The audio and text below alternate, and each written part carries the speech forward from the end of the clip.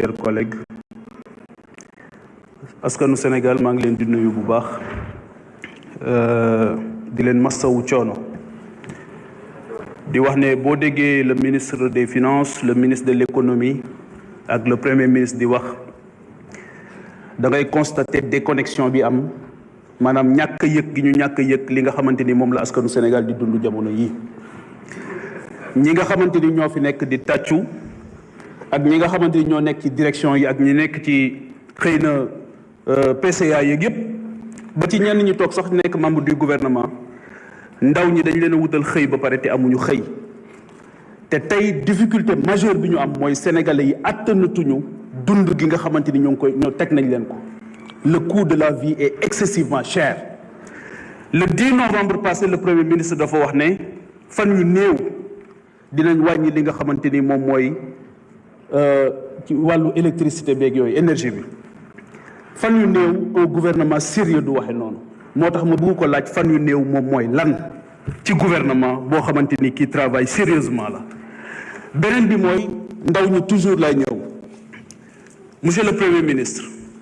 est-ce que tey mën nañ ñu wax avec des chiffres à l'appui ne bi déguerpissement yi amee ñu jëlee ndaw ñi ci seen barabu liggéeyukaay ay ndaw yu am jom am fulla am ngor bañ a sàcc bañ a taal bañ a lakk toog seen barabu liggéeyukaay ñu ñëw déguerpir leen pour la première fois encore une fois dama koy waxaat ñu wax déguerpissement te kenn déggul ñu wax recasement ndaw ñooñu nañ lañ leen di def wala ndax dañ leen di dugalaat ci avion yi ñu dem witti fële ca Espagne wala nan lañ leen di def donc seetaan bi ñu leen seetaan c'est extraordinaire boroom xam-xam daf doon wax ne chiffres yi c'est des êtres très fragiles lu leen neex mën nga leen ko waxloo lu leen neex mën nga leen ko defloo chiffres yi ngeen di wax fii yépp tey par rapport à la réalité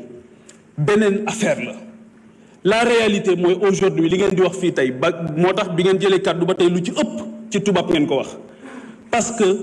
ñi nekk ci napp gi kenn waxu leen woon loolu ñi nekk ci mbay bi kenn waxu leen woon loolu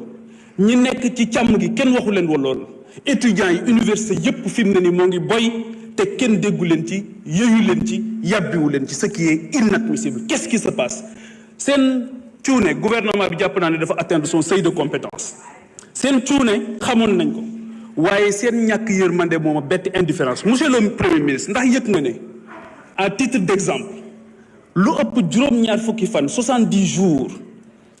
143 personnes téeméeri nit ak ñeent fukk ak ñett ci hôtel Radisson bu Diamniadio ñoo ngi tëdd ci hall hôtel bi ñaari soxna yoo xamante ni loolu rek mooy seen moyen de lutte ndax turc yi teg nañ leen lu métti ñaari soxna ñàkk nañ ci seen ëmb kenn faatu na ci ba tey kenn déggul gouvernement bi yëy ci yàbbi ci boo demee fële nga xamante ni moom mooy ndaw yi nga xamante ni ñoo nekkoon di liggéey ci base française militaire yi bi base yi demee ñu ne dinañ leen reverser ci administration am accompagnement bu ñu leen defal ñu seetaan leen noonu la amee tey jii dans tous les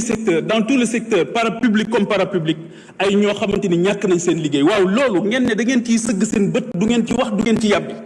ñëw ñu defal leen dicté préparé ngeen di ñëw di laajte loo xamante ni liñ bëgg a dégg kuy aj ku aj du bëgg ku teen fi mu ne nii da ngeen aj bëggu leen ku teen dëkk bi yëpp ay morceaux yu xonq la te bëggu leen koo gis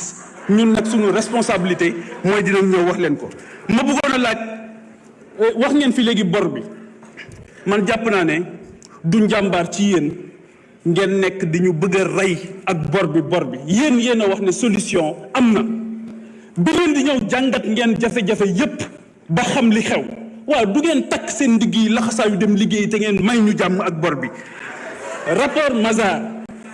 rapport Mazars bi lan moo tax publié wu leen ko ba tey bañ pour ñu xam li ci xew beneen bi mooy yéen a ngi wax bor bi ndax rapport Mazars bi li tax ñu war ko publier mooy LFI 2026 dafa prévoir un remboursement d'une dette à hauteur de 516 milliards mais rapport bi génn leen ko bu fekkee ne da ngeen a bëgg lépp leer kon absence de transparence boobu tamit dafa doy waar depuis juin 2024 aucune publication des bulletins statistiques trimestriels sur la dette loolu tamit lan moo ko waral kon dafa mel ni li nga xamante ni moom ngeen di digle wala ngeen koy tere da ngeen di def safaan bi donc man li may ñaan mooy ngeen yokku njàmbaar yokku cawarte bàyyi tuumaalante bi bàyyi yàq gor yi bàyyi yambar bi nga xamante ni gis naa ko ci yéen te liggéeyal askan bi. beneen bi mooy monsieur le premier ministre Bakel ak Touba dañ ne yóbbu nañ fi 8 milliards